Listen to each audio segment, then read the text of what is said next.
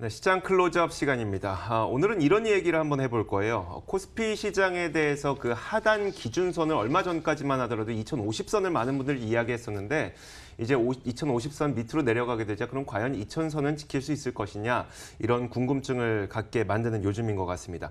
근데 우리 시장이 만약에 2000선을 지키기 위해서는 몇 가지 조건이 필요하겠죠. 한 가지는 또 우리 그 시장의 시총 상위를 차지하고 있는 IT 기업들이 좀 잘 돼야 될 것 같고 두 번째 만약에 IT가 안 된다면 그래도 외국인 수급을 불러일으킬 수 있는 뭐 금리 인하 같은 이제 정책적인 그런 것들이 필요할 것 같은데 이런 것들을 저희가 좀 이야기를 나눠보면서 과연 코스피 2000선은 지킬 수 있을지 이야기를 나눠보겠습니다. 에스핀 김영진 대표 나오셨습니다. 어서 오세요. 예, 안녕하십니까? 네, 안녕하세요. 일단 제가 말씀드렸던 두 가지 가운데 IT 기업들 먼저 짚어볼게요. 우리나라의 IT 기업들하고 미국의 IT 기업들이 지금 상황이 좀 다른 것 같긴 한데 그래도 미국 IT 기업들이 지금 심리가 좀 많이 약해진 것 같거든요. 그럼 미국 증시가 좀 약화가 되면 물론 우리나라의 IT 기업이 잘 지킨다고 하더라도 커플링 되면서 좀 약해지지 않을까라는 두려움이 있어요. 좀 어떻게 바라보시나요? 예, 미국 시장도 이제 예전만 하지 못하다 이렇게 네네. 봐야 될 것 같습니다. 특히나 IT 업종이 주도적으로 내리고 있습니다. 그래서 하락률을 한번 따져보니까 다우 같은 경우 그렇게 큰 하락을 보이지 않았습니다. 근데 나스닥 같은 경우가 5월 고점 대비 6.6%나 내리고요. IT 업종이 8%, 그리고 반도체 업종은 고점 이후에 무려 18%나 내리는 그런 모습입니다. 그래서 최근 하락이 좀 더 심화되고 있는 모습이 좀 이어지고 있는데 지난주 같은 경우는 중국에서 상장된 미국에 상장된 그런 중국 기업, IT 기업들이 또 급락을 하는 모습이 나타나서 네. 심리적으로 또 부담이 되는 그런 모습이 나타나고 있습니다. 그러니까 이 바이두 같은 경우가 실적이 발표됐는데요. 그러니까 17일 날 실적이 발표됐는데 그때 상장 이후에 5년 만에 분기 적자가 나서 급락을 했습니다, 당일. 네. 그런데 그것이 회복이 되지 않고 지난주 내내 내렸습니다.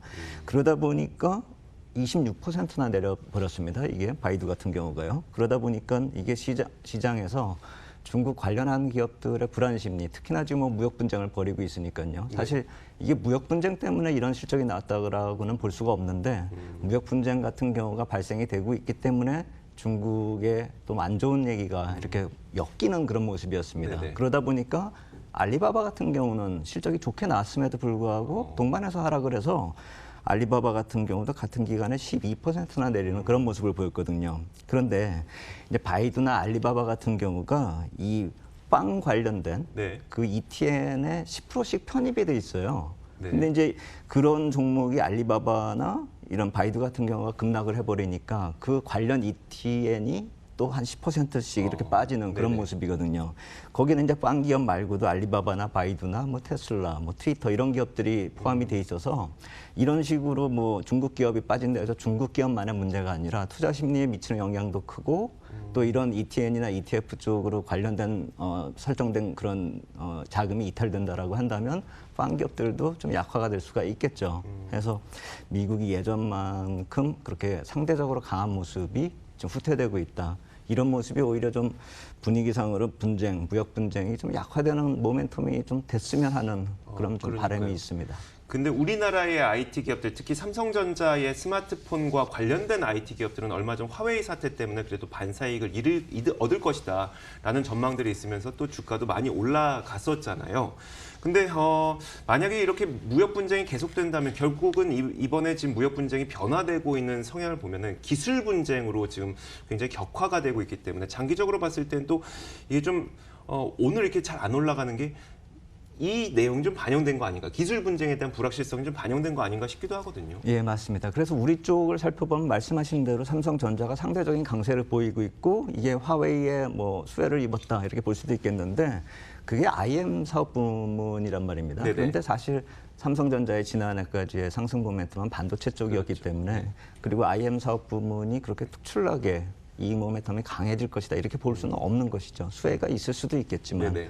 해서 지난주 분위기가 좀 많이 안 좋았음에도 불구하고 삼성전자가 무려 3.6%나 올랐습니다. 지난주에요. 그런데 종합지수는 10포인트가 하락을 했거든요. 네. 근데 10포인트 하락하는 사이에 삼성전자가 이렇게 올랐기 때문에 나머지 기업들에 대한 투자 심리가 상당히 악화되고 있다 이렇게 봐야 되겠죠. 그렇겠네요. 그리고 IT 업종 자체가 전체적으로 1.8%나 오르는 그런 모습이었고요. 근데 하이닉스 같은 경우는 이런 화웨이 같은 건이 없기 때문에 무려 6% 가까이 내리는 모습이었고 사실 이게 지난주 나스닥이나 뭐 IT ETF 미국 쪽의 하락폭 이런 걸 감안했을 경우에는 하이닉스 쪽의 흐름이 오히려 동조화 쪽에서 보면 그렇죠. 정상이라고 하긴 좀 뭐하지만 아무튼 네. 정상이라기보다는 하여튼 뭐 네네. 비슷하게 흘러가는 그런 모습, 현재의 시황을 그대로 반영한다. 그렇죠. 예, 이렇게 볼 수가 있겠는데 삼성전자가 저렇게 버텼기 때문에 사실 2,000포인트가 지켜지는 것이죠. 시가총액 22%나 되는 그런 모습인데 만약에 이게 하이닉스처럼 빠져버린다라고 한다면은 2,000포인트 벌써 깨고 내려갔겠죠. 근데 지금은 삼성전자가 저렇게 버텨주고 있기 때문에 2,000포인트를 지금 버티고 있는 그런 모습인데 투자 심리는 여타 종목들이 그렇기 때문에 급등락이 나타나고 있고 삼성전자가 조용한 반면에 지수 내림폭을 감안하면은 다른 개별 종목들은 좀 심리가 안 좋아지고 있는 그런 모습이고요. 더군다나 아까 말씀드렸듯이 그런 IM 사업 부문 쪽에서 수혜로 인해서 주가가 이렇게 버티고 있다라고 한다면은 이것이 과연 얼마나 지속이 될까? 삼성전자 쪽도요. 불안감이 좀 지속이 되고 있다라고 볼 수가 있겠고 외국인 쪽에서 좀 많이 사줬습니다. 화웨이 그 이후로요. 네네. 그런데 주말에는 또 외국인 쪽도 매도 반전이 나타나고 있고 뭐 오늘도 주가 보니까 그렇게 강하지 못한 모습이어서 향후에 좀 불안감이 좀 지속될 가능성도 있다 이렇게 봐야 될 것 같습니다. 어떻습니까? 그 실적에 대한 내용은요. 1분기, 2분기 실적이 안 좋을 것이라는 것은 뭐 많은 분들이 이제 반영을 다 한 것 같아요. 그래서 주가에 이미 다 반영되고 그렇다면 우리가 3, 4분기를 바라보면서 이게 좀 그나마 개선될 수 있지 않을까에 대한 희망을 갖고 계신 분들 꽤 많이 있거든요. 거기에 대한 근거로는 뭐 서버에 대한 수요도 있을 거고요. 뭐 여러 가지가 있을 테지만요. 네, 그래서 이제 기업 실적 발표가 마무리됐으니까요. 한번 그 집계를 뽑아 보니까요. 1분기 영업이익 같은 경우가 코스피가 28조, 삼성전자가 6조 원입니다. 그러면은 전년 동기 대비 코스피가 37% 빠졌고요. 줄어들었고요.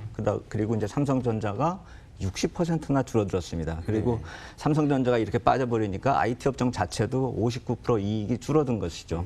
근데 2018년 연간 실적을 따져보면은 코스피가 157조 이익이 나고 삼성전자가 59조 이익이 났었는데 그것을 그대로 연간 대비 이런 식으로 빠져버린다라고 하면은 2016년 연간 실적하고 비슷해지더라고요. 그러니까 코스피가 그 당시에는 123조 이익이 나고 삼성전자가 29조 정도 수익이 났었는데 그렇다면 2015년, 2016년도로 돌아간다라는 얘기죠. 이익 수준이요. 그렇게 본다면은 주가 지수가 그때 어느 밴드 내에서 움직였냐면은 무려 1800까지도 갔었습니다. 근데 보통에 많이 움직였던 구간이 1900에서 2080포인트고요. 그다음에 2015년도 비슷했기 때문에 따져본다라고 한다면은 오버슈팅을 한 100포인트 위아래로 한 적이 있기 때문에 1800에서 2180포인트가 나오거든요. 그래서 우리가 이 모멘텀만을 놓고 본다라고 한다면은 지금 2000포인트를 지지한다 이렇게 확언을 할 수는 없는 상태고요. 그리고 또 하나는 상대적인 비교를 하려고 PER 추이를 한번 좀 뽑아봤습니다. 그래서 한국거래소 홈페이지에서 이 다운을 받아봤는데요.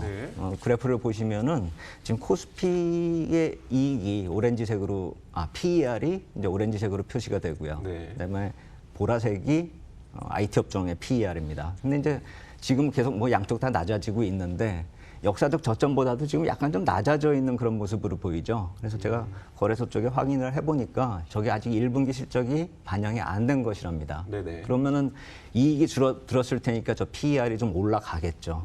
그것이 이제 5월 말에 이제 업데이트가 된다라고 하는데 그때 가서 보면은 아마 지금 수준이 예전 수준, 저점 수준하고 거의 비슷할 겁니다. 해서 코스피나 지금 IT 업종이나 예전 저점 정도에서 버티고 있다 이렇게 볼 수가 있겠죠. 그런데 PER이 저점이니까 저평가다 이렇게 볼 수는 없죠.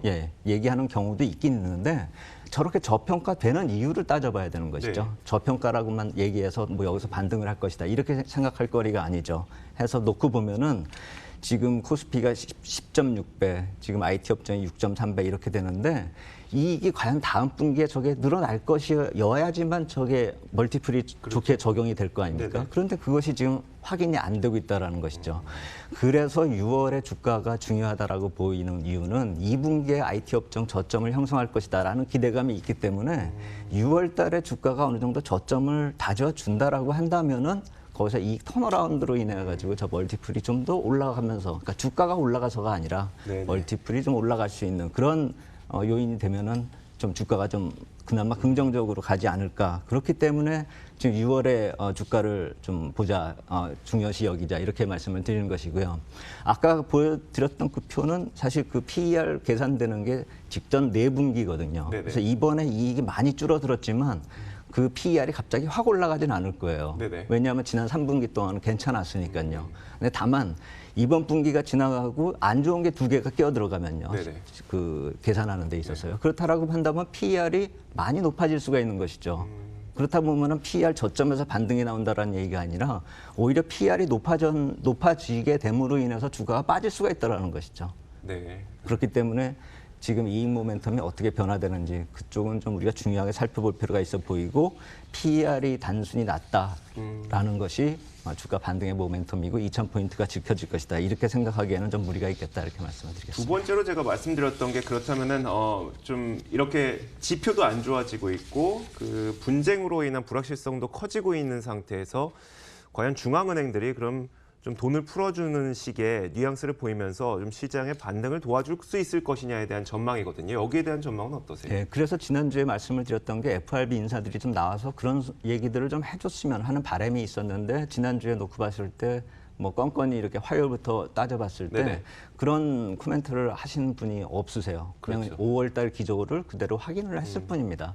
그런데 문제는 뭐냐면은 너무 참을성 많다고 하시더라고요. 그렇죠. 인내심 얘기를 그렇죠. 맨날 해서. 그래서 네. CME 패드워치를 제가 계속 여기서 이 시간에 보여드렸었는데 네. 그것 역시 확률이 좀 그분들 입만 열면은 확률이 떨어지는 금리 인하 확률이 떨어지는 모습을 보였고 시장은 그때마다 순간적으로 흔들리기도 했었습니다. 근데 이제 그게 장중에 회복이 되고 패드워치 툴의 금리 인하 확률도 또 주간 마무리를 하는 경우에는 최고치로 올라섰습니다. 그래서 제가 12월까지는 이제 금리 인하 확률이 더 높아졌다 이렇게 말씀을 드렸는데 지난 주말에 마감을 해서 보니까 10월에 동결 확률이 이제 39%밖에 안 되기 때문에 네. 점차 인하 확률이 시간을 앞당기고 있습니다. 12월에서 10월까지 온 그런 상황이고 12월에 동결 확률은 이제 22%밖에 되지가 않거든요. 네네. 그렇기 때문에 금리 인하 코멘트는 이번 주에도 좀 더 나올 확률이 있다라고 생각이 되는데 그 이유는 뭐냐면 경제 지표가 월말 월초에 좀 집중이 되지 않습니까? 그렇죠. 네. 그렇기 때문에 지난 주말에 좀 안 좋은 지표가 나왔습니다. 좀 안 좋게 나왔습니다. 그렇죠. 그래서 이번 장기를 주 보는 지표가 안 좋았었죠. 그렇죠. 이번 주 중반 넘어가면서부터 이제 관련 지표들이 나오는데 그 지표들도 만약 그런 식이 된다면은 금리 인하 가능성 또 코멘트가 거론되지 않을까. 그나마 그 낙폭이 커질 가능성에 대해서는 좀 낮게 봐주시는 것 같네요. 알겠습니다. SPM 김영진 대표와 함께 이야기 나눠봤고요. 저희 탐나는 주식 2PM도 함께 인사드리도록 하겠습니다. 오늘 시청해주신 여러분 고맙습니다.